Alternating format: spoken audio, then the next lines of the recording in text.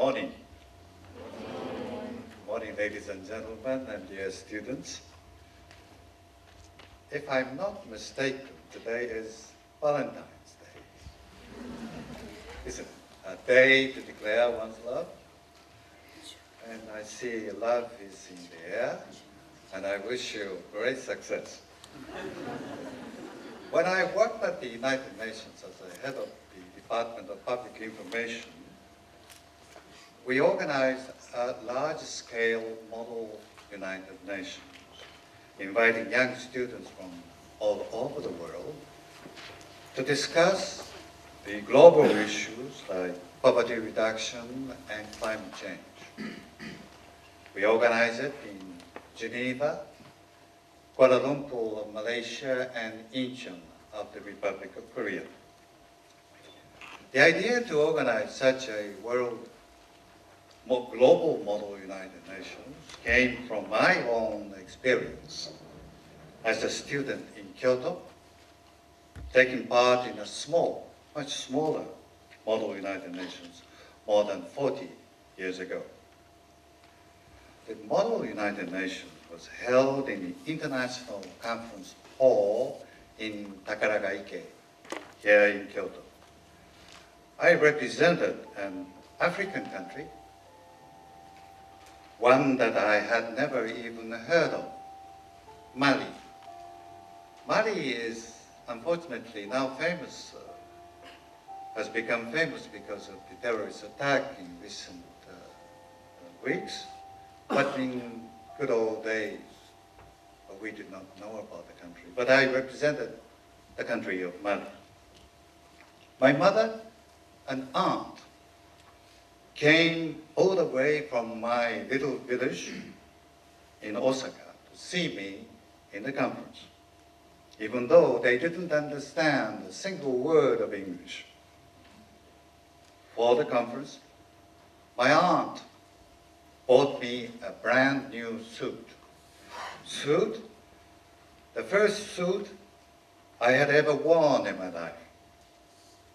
I dreamed then that one day in the future, I would give a real speech in the august, magnificent United Nations General Assembly Hall in front of a packed audience. That dream came true 30 years later. I did finally speak in the General Assembly Hall of the United Nations in New York. But it was not packed. In fact, to be honest, it was almost empty. But never mind, the point is that Model United Nations in Kyoto 40 years ago inspired me to think about my future, and it gave me an aim to try to make a difference in our world. I was lucky that I had a chance to work in the United Nations headquarters in New York as the head of the Department of Public Information. Our target audience and partners included many young people of the world and students like you. By organizing a global model United Nations, I wanted to see young people getting inspired to make a difference in this world. Many of the participants at the Global Model United Nations are now my Facebook friends, and they are now studying very hard to get involved in the UN's work. The bigger your dreams are, the better. I regret now that I should have had much greater dreams. They may be realized, or they may not. You never know. You never know beforehand. And the world is full of wonders. The only thing you can do is to believe in your dreams. You may have heard about the commencement speech at Stanford University by Steve Jobs, the co-founder of Apple Computer, delivered in 2005. He first talked about connecting the dots After having dropped out from his university, he continued studying at the same university, attending a calligraphy class. None of the study had even a hope of any particular application in his life. He said, 10 years later, when he and his colleagues were designing the first Macintosh computer, it all came back to him.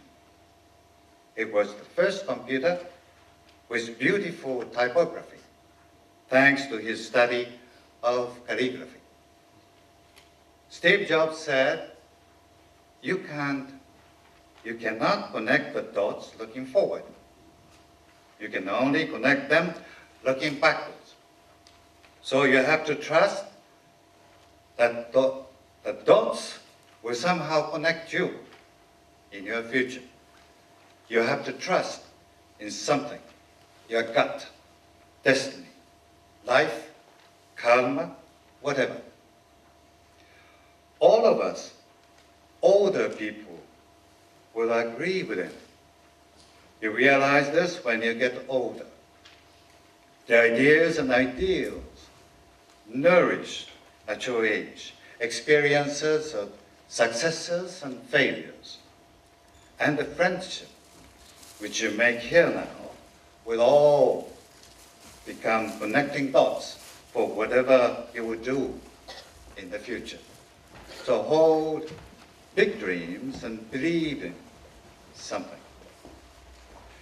When I was at your age, in the 1960s, the world was a different place.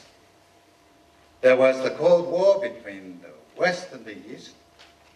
The Vietnam War was becoming messy. China was veiled in secrecy, and it was a poor country. Japan was rising fast, and we believed that Japan would become the world's #1 economic powerhouse, honestly. There have been many surprises, wonders, revolutions, and technological miracles over the last 50 years. One of the biggest changes is the advance of communications technology. People of my age have been living with the never-ending development of communications technologies, beginning with world processors. You know, we struggle with world processors to use in good old days. Then cellular phones, internet, iPhones, iPad, Facebook, Twitter, and now eventually smartphones. A lot of my friends and my bosses have given up trying to keep up with the latest inventions already. Perhaps more than any other generation, yours are best equipped with the latest communication tools and are keenly aware of how connected we all are. The internet, mobile phones, and social media tools like Facebook and YouTube and Twitter are breaking down national borders and giving you enormous power to change the world. Information and the means and tools to send and receive information is now available to almost everyone, anywhere in the world. This can be both a blessing and a curse. We are living in a world where what happens in one country or in one region, where it's a financial crisis or violence against girls and women, or the abuse of power against the freedom of the press, affects and touches millions of people somewhere else. Globalization, whether you like it or not, is a fact of life. And it means increased flow of trade in goods and services, capital, people, and information across national boundaries. And we are living in a world where increasingly our faiths are linked, and where we, countries, peoples, cultures, faiths, need to come together to tackle our common problems. I'm talking about the problems like war, conflict, poverty, hunger, violence against girls and women, racial discrimination, human rights abuses, income disparity, natural disasters, air and sea pollution, and climate change. No country, big or small, can tackle these problems on its own. World leaders must take concerted, collective action to address all these problems. Indeed, we are living in a world much better and richer in many respects than 50 years ago. However, we cannot ignore these problems. They are real and affecting tens of millions of people right now in the world. Whether in the Middle East, Africa, North and South America, Europe, or here in Asia, we see struggles between peoples of different origins and beliefs, fighting for resources, for territories, for small rocks and islands, and for their rights. The 3/4 of the major conflicts in the world today have a cultural dimension. We still need to learn more about effective means and actions in countering fear, ignorance, misunderstanding, hate and bigotry, extremism, terrorism. The world population is now a little over 7 billion. Thanks to the rapid economic growth in China and India, the number of people living in extreme poverty is much less than before. Still, out of the total 7 billion, about 1.4 billion people out of 5 in the world are living in extreme poverty, and many of them are in Africa and South Asia. Many of them lack access to clean drinking water and decent toilets. Malaria and diarrhea still kill hundreds of thousands of children every year because they are poor. In 2010, 61 million children in the world did not go to primary school in the world, and more than half of them, 33 million, were in sub-Saharan Africa, and a further 13 million in Southern Asia, mainly because they belong to poor families. Poverty, like conflict, continues to deprive young children of the opportunity and fundamental right to be educated. Almost 60 years ago, in my little village in Osaka, called Akasaka village now, not far from here, when I was in elementary school, some of my fellow students did not turn up in class whenever it rained very hard. In Japan, it often rains cats and dogs. I discovered later that their families were so poor that they could not even afford to buy an umbrella for their children. To this day, it pains me to think about how much my classmates must have hated the rain and the hardship that came from being poor. People in our village now are much better off, more prosperous, as the last 60 years made such enormous changes in Japan. The abuse and violence against girls and women are the most common, most shameful, and least punished crime in the world.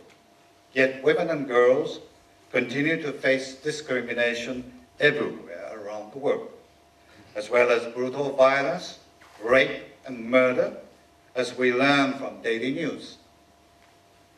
Climate change is affecting many regions, like Australia, suffering heat wave and bushfires, Thailand and Bangladesh with floods, and Pacific Island threatened by the rising sea level.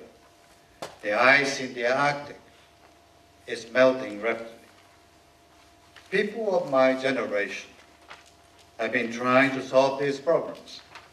In the year 2000, world leaders agreed to a major effort to reduce global poverty, hunger, and disease, to improve education, empower women, protect the global environment. They set a deadline of 2015 to reach 8 goals in Millennium Development Goals.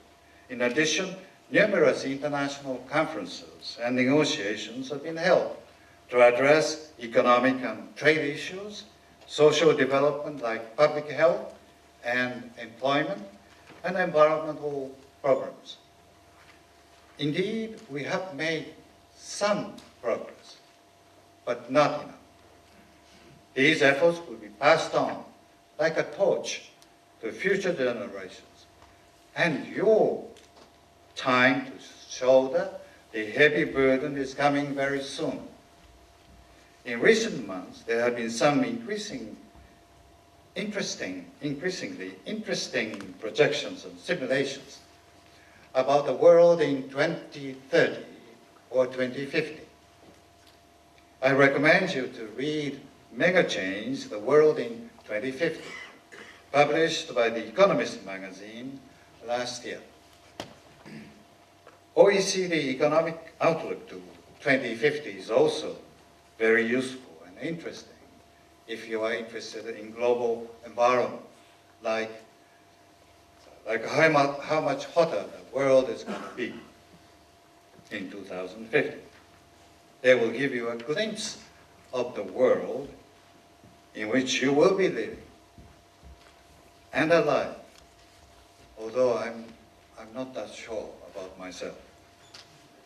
Will our lives in 2050 be better off, or will you face a perilous future, a cocktail of climate change, depleting biodiversity, fractured economic and financial systems, rising income disparity and unemployment, the future you do not want? The Economist says, in essence, that we can be optimistic. Thank God, we can be optimistic about our future. People will be more prosperous, socially connected, educated, and healthier. Gaps between rich and poor and discrimination between men and women will be narrowed. Scientific progress and inventions will produce many miracles.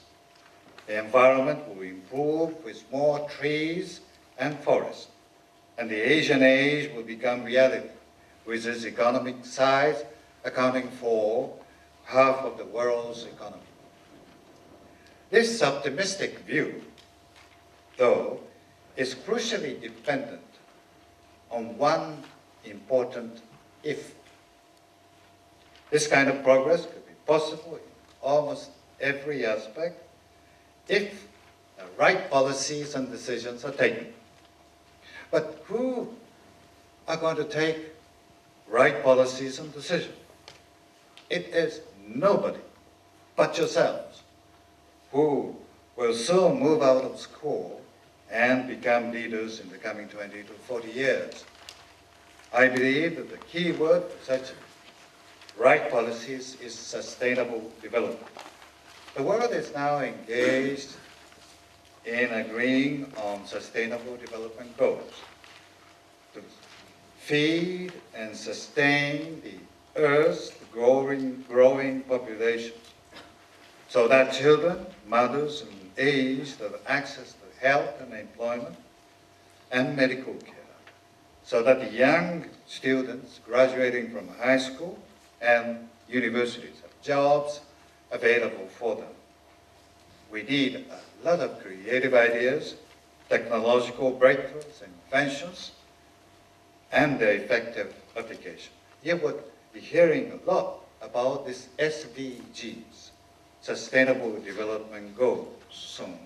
So please be prepared to discuss that with your colleagues. In the context of sustainable development, Japan has been a chief promoter of the 3 R's initiative to reduce, reuse, and recycle resources.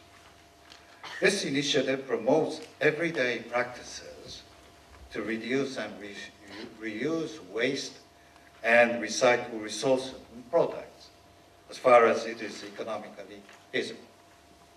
Japanese people are good at keeping streets and public places clean and tidy. We learn to do so at our primary schools. Cleanliness, gentle manners, politeness, good services, care for others, and warm hospitality are considered to be traditional Japanese virtues.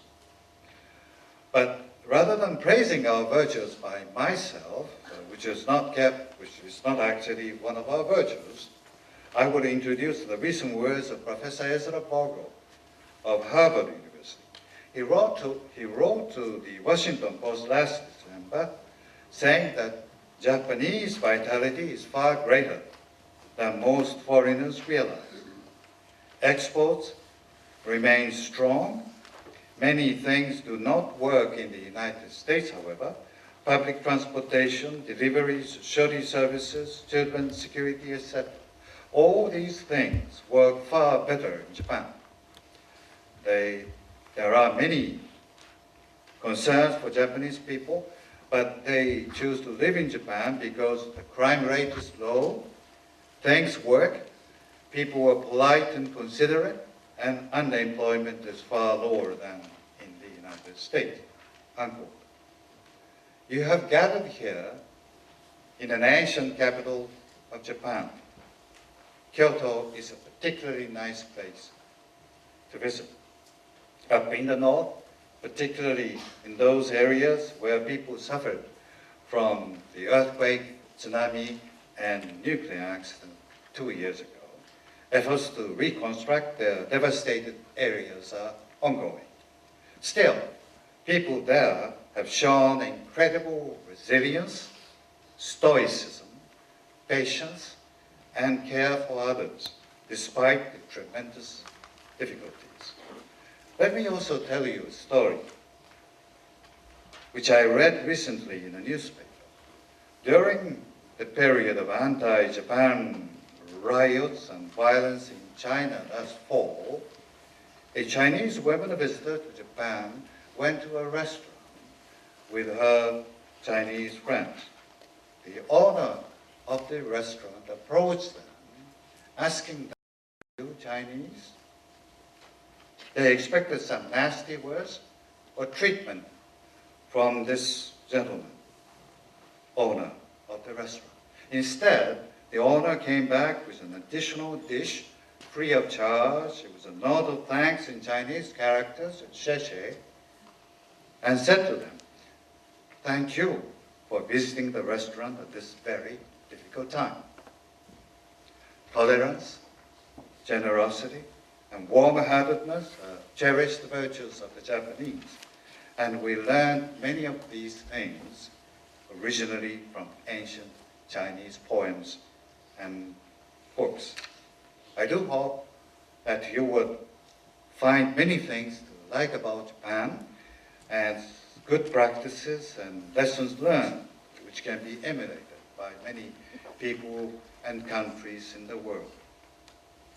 Our efforts to improve ourselves and to achieve sustainable development are still ongoing, and we have to make more efforts to do better with our partners. In order to make a better world for everyone, we need bold, creative, and compassionate young people like you.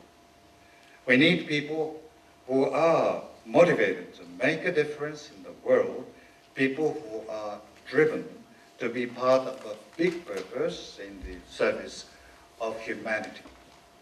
We need people who respect all cultures and who respect and promote diversity.